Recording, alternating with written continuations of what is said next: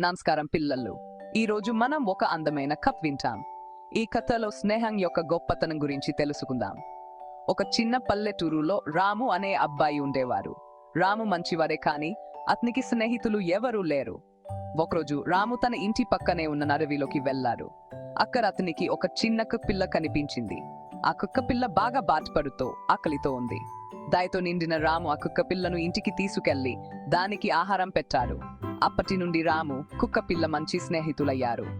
రాము దానికి చిట్టి అని పేరు పెట్టారు.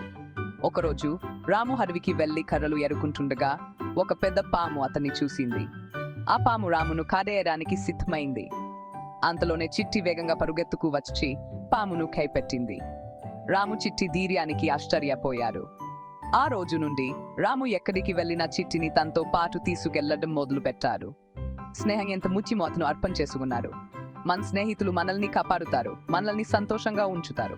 పిల్లలు, ఈ కథ మనకు చెప్పే పాఠం ఏంటంటే స్నేహితులు మన జీవితంలో చాలా ప్రత్యేకమైన వాళ్ళు.